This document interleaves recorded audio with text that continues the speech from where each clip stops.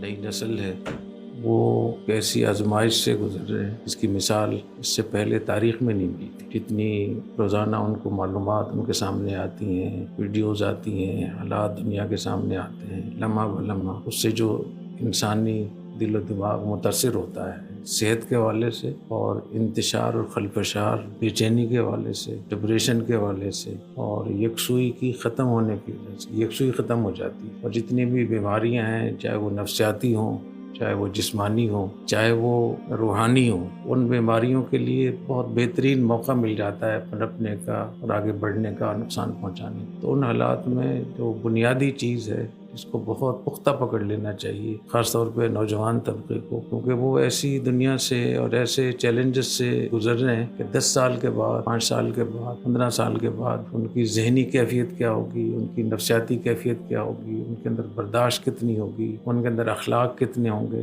ان کے اندر ماں باپ کا خیال کتنا ہوگا، ان کو اپنا خیال کتنا ہوگا، اور وہ دل و دماغ کی صحت کے حوالے سے وہ کہاں کھڑے ہوں گے۔ یہ اتنی تیزی سے یہ بھنور گھما رہا ہے، اس سے بچنے کے لیے ضروری ہے کہ انسان کی اپنی شخصی زندگی، جو اپنی ذاتی زندگی ہے، وہ ٹھیک ہو، اور اس میں بنیادی چیزیں، 2 چیزوں کا اگر اہتمام کر لیں، ایک جو معمولات آپ نے مقرر کیے ہوئے ہیں یا آپ کو کسی نے مقرر کر کے بتائے ہیں، ان کی پابندی کریں۔ جیسے میں ہمیشہ کہتا ہوں کہ معمولات بہت زیادہ نہ ہوں، تھوڑے معمولات ہوں جن کو آپ پابندی سے کر سکیں، اور آپ کا جو شیخ ہے، جو آپ کا مسلح ہے، اس کو بھی چاہیے کہ بہت زیادہ معمولات کے انبار نہ لگا دے کہ یہ بھی کر لیں، یہ بھی کر لیں، یہ بھی، اور ان معمولات کو کسی ایسے کام کے ساتھ جوڑ دیں جو روزانہ آپ کو ضرور کرنا ہو۔ آپ سمجھتے ہیں کہ ناشتہ بہت ضروری ہے، ناشتے کا کبھی ناغہ نہیں ہوتا، تو یہ طے کر لیں کہ ناشتے سے پہلے وہ معمولات کر لیں۔ یا آپ کو سبق پڑھانا ہے اور ہر صورت سبق پڑھانا ہے تو اس کو طے کر لیں کہ سبق پڑھانے سے پہلے اس کو معمولات پورے کر لیں۔ تو جب آپ اس کو اپنے معمولات کو نتھی کر دیتے ہیں، منسلک کر دیتے ہیں کسی ایسے کام کے ساتھ جس کو کرنا ہی کرنا ہے، تو اس کی برکت سے یہ کام بھی ہو جائے گا۔ ان کی مقدار بھی مقرر ہونی چاہیے، معمولات کی مقدار بھی، اس کا وقت بھی مقرر ہونا چاہیے۔ تو ایک تو اپنے معمولات کا اہتمام کر لیں، اور جب ایسی صورتحال پیش آ جائے کہ کوئی ایمرجنسی ہے، طبیعت ناساز ہو رہی ہے، یا ہنگامی حالات ہو گئے ہیں، اور یا اتنی وقت کی کمی ہے کہ اب وہ معمول پورا نہیں ہو سکتا، تو اس کا کچھ حصہ کر لیں۔ اگر 1 پارہ تلاوت کا معمول ہے تو 1 رکوع تو کر سکتے ہیں، 1 پارہ تو پڑھ سکتے ہیں۔ اگر حافظ نہیں ہے آپ کو دیکھ کے قرآن پڑھنا ضروری ہے، تو کچھ نہ کچھ صورتیں تو آپ کو یاد ہوں گی، آخری 10 صورتیں تو سب کو یاد ہوتی ہیں، انہیں کو پڑھ لیں اس نیت سے تاکہ میرے تلاوت کا معمول پورا ہو جائے۔ تو آپ دیکھیے زندگی میں کتنی برکت اس سے ہو، اطمینان ہوگا، سکون ہوگا، بہت ساری پریشانیوں میں آپ کو آسانی ہو جائے گی، سہولت مل جائے گی۔ مشکلات میں انسان چاہ رہا ہوتا ہے کہ میری کوئی مدد کرے، تو بہت سی مدد خود آپ کے پاس ہے۔ دوسرے کہ جو اذکار الیوم واللیلہ، جو مسنون مختصر دعائیں ہیں، جملے ہیں، ان کو اپنی زندگی کا حصہ بنا۔ اور جو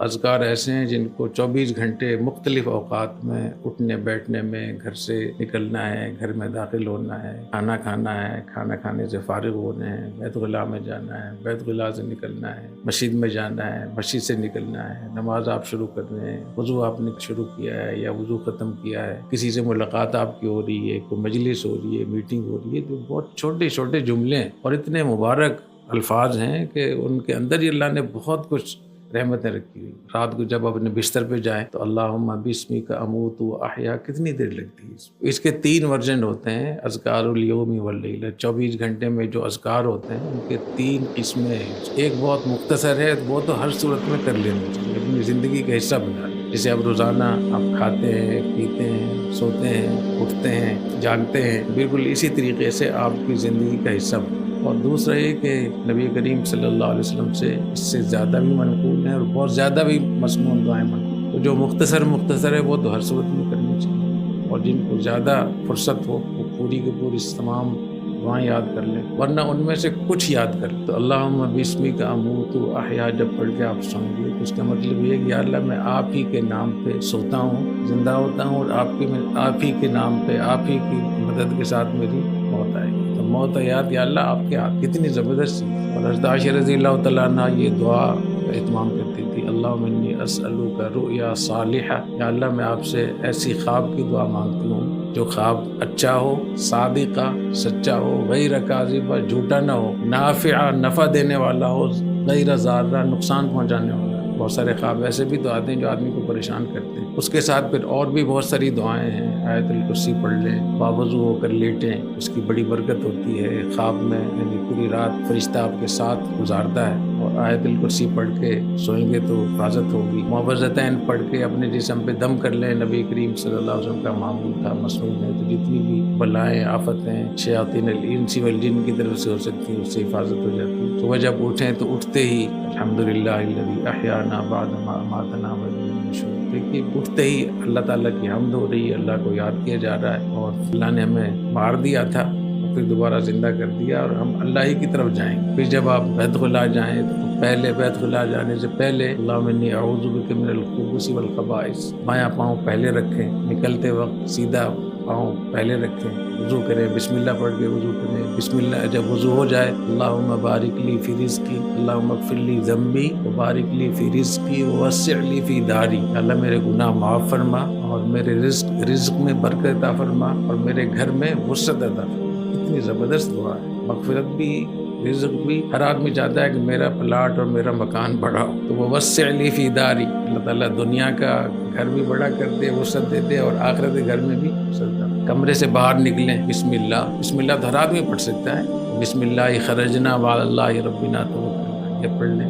مسجد میں جائیں بسم اللہ والصلاۃ والسلام علی رسول اللہ، اللہم اغفر لی ذنوبی وافتح لی ابواب رحمتک، اللہم افتح لی ابواب رحمتک، یہ بھی کہہ سکتے ہیں۔ جب سلام پھیریں تو 3 مرتبہ استغفر اللہ استغفر اللہ استغفر اللہ، اللہم انت السلام ومنک السلام تبارک یا ذا الجلال والاکرام۔ صبح و شام کی دعائیں ہیں، وہ دعائیں مختلف ہیں، مختصر بھی ہیں، درمیانی بھی ہیں، بڑی بھی ہے، چھوٹی بھی ہے، تو جو بھی آپ کو آسان لگے اس کو پڑھ لیا کریں۔ 3 مرتبہ صبح و شام بسم اللہ الذی لا یضر مع اسمہ شیء فی الارض ولا فی السماء وهو السمیع العلیم، یہ پڑھ لیا کریں، تو شام تک اللہ تعالیٰ حفاظت فرماتے ہیں۔ مغرب اور فجر کی نماز کے بعد 10 مرتبہ اس کا خاص اہتمام کر لیا جائے۔ ان دنوں میں جب بہت ساری آفتیں، مشکلات اور دشمنیاں، مصیبتیں آتی ہیں، لا الہ الا اللہ وحدہ لا شریک لہ لہ الملک ولہ الحمد یحیی ویمیت وہو علی کل شیء قدیر۔ یہ مہتا کہ جو مغرب کی نماز کے بعد 10 مرتبہ یہ پڑھے گا تو صبح تک محفوظ ہو، صبح پڑھے گا تو شام تک وہ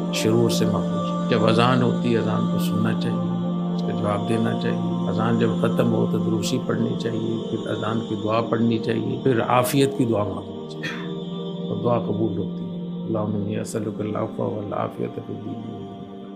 اسی میں جو مسنون آداب معاشرت ہیں، جس سے ملاقات ہو السلام علیکم کہیں، مصافحہ کریں، معانقہ کریں، جو بھی، لیکن السلام علیکم کہنا مسنون ہے، السلام علیکم کہنا مسنون ہے، اور وعلیکم السلام کہنا واجب ہے۔ تو پتہ ہے مشہور سوال ہے وہ کون سی سنت ہے، اس کا جواب واجب ہے، اس کا جواب سلام کہنا مسنون ہے، وعلیکم السلام کہنا واجب۔ تو میٹنگ شروع کریں، مجلس شروع کریں، بسم اللہ کر کے شروع کریں، جب مجلس ختم ہو استغفر اللہ پڑھ لیں، تاکہ اس مجلس میں جتنی بھی کوئی ایسی نامناسب چیزیں ہوئی اس کا کفارہ ہو جائے۔ سبحان اللہ وبحمدہ اشہد ان لا الہ الا انت استغفرک واتوب الیک۔ اگر یہ مشکل ہے تو استغفر اللہ تو پڑھ سکتے ہیں، گاڑی میں سوار ہوں سبحان الذی سخر لنا ھذا وما کنا لہ مقرنین وانا الی ربنا لمنقلبون۔ یہ چھوٹے چھوٹے الفاظ ہیں، چھوٹے چھوٹے جملے ہیں، بہت خوبصورت ہیں، بہت مبارک ہیں، نبی کریم صلی اللہ علیہ وسلم کی مبارک سنتیں ہیں، اور جہاں بھی آپ کی سنتیں آتی ہیں تو اللہ تعالیٰ کی رحمت وہاں ضرور آتی ہے۔ مولانا فہیم صاحب رحمۃ اللہ علیہ جو رائے مرکز میں حاجی عبدالوہاب صاحب کے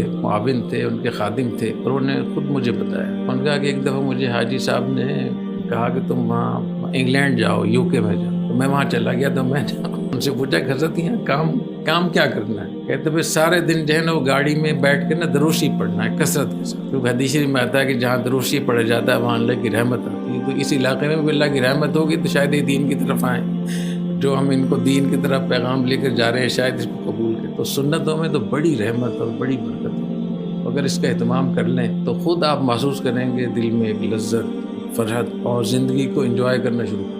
اور پھر اس کی وجہ سے جو ایک حملے ہو رہے ہیں نا وساوس اور خیالات اور اس سوشل میڈیا کے ملنے ملانے کی وجہ سے بہت میں خود بخود کمی آئی، اور کم از کم اتنا تو ہوگا کہ جتنی دیر آپ یہ معمولات اور اذکار ان کو پڑھیں گے اتنی دیر تو آپ اللہ تعالیٰ کی طرف متوجہ ہوں۔ اور ذکر اللہ کرنے کے لیے یہ ضروری نہیں ہے کہ اگر دل متوجہ نہیں ہے تو پھر وہ ذکر آپ چھوڑ دیں، اگر بغیر خشوع خضوع کے بھی اللہ توفیق دے رہا ہے اس پر بھی اللہ تعالیٰ کا شکر۔ کسی بزرگ سے کسی نے پوچھا تھا کہ زبان ہی چلتی ہے، دل تو ساتھ نہیں دیتے، تو انہوں نے فرمایا اس پہ اللہ کا شکر ادا کیا کریں تو دل بھی ساتھ چلے. فرمایا کہ زبان مستقل ایک عضو ہے اور دل مستقل ایک عضو. تو اگر ایک عضو اللہ کے ذکر میں مشغول ہے تو اس کا اللہ تعالیٰ کا شکر ادا کرے. اللہ تعالیٰ کا یہ وعدہ ہے کہ جب کوئی اللہ کا شکر ادا کرتا ہے اللہ تعالیٰ اس کی اس نعمت میں اضافہ فرماتا ہے. کسی نے کہا تھا نا کہ برزباں تسبیح و در دل گاؤ خر ای چنی تسبیح کئی دارت اثر. کہ زبان پہ تو سبحان اللہ کہہ رہے ہو, دل میں گدھے گھوڑے کی باتیں چل رہی ہیں, دنیا کی باتیں چل رہی ہیں, تو ایسی تسبیح کا کیا فائدہ. وہ ہمارے کسی بزرگ نے فرمایا تھا ای چنی تسبیح ہم دارت اثر. ایسی تسبیح کا بھی اثر ہوتا ہے. کسی وقت بھی اللہ تعالیٰ کے ساتھ ایک تار جڑ جاتا ہے اور آدمی اچانک فرش پہ بیٹھے بیٹھے عرش پہ پتہ ہی نہیں چلتا. حضرت ڈاکٹر عبداللہ صاحب رحمۃ اللہ علیہ سے میں نے خود سنا. حضرت کی مجلس بہت مجھے موقع ملا ان کی صحبت میں بیٹھنے کا 4-5 سال. تو انہوں نے کسی اپنے خواجہ صاحب کا واقعہ سنایا یا کسی کا سنایا کہ وہ بیٹھے بیٹھے مجلس میں بیٹھے رہتے تھے اور کچھ تسبیح پڑھتے رہتے تھے. تو کسی نے حضرت آپ یہ تسبیح چلاتے رہتے ہیں اور مجلس میں بیٹھے رہتے ہیں. اور میں کہ زبان تو چلتی لیکن کبھی اچانک عرش پہ پہنچ جاتا ہے. اچانک عرش پہ ایک دم ہارٹ لائن ہے براہ راست. اور اللہ تعالیٰ تو قلوب کو جھانکتے رہتے ہیں, قلوب کو دیکھتے رہتے ہیں. تو کسی وقت بھی اللہ تعالیٰ کا فضل ہے. جب بھی اللہ تعالیٰ ذکر کی توفیق دیں, اللہ کرنے کی توفیق دیں, اس لمحے کو اس موقع کو اللہ تعالیٰ کی بہت بڑی نعمت اور غنیمت سے اس پہ اللہ تعالیٰ کا شکر ادا کریں. یا اللہ میں تو اس قابل نہیں تھا, آپ ہی نے میری زبان پہ یہ جاری کروایا. یا اللہ اس کو قبول بھی فرما لے. اور ہمارے پاس تو ہے ہی سارا جعلی, حقیقت ہے نہیں.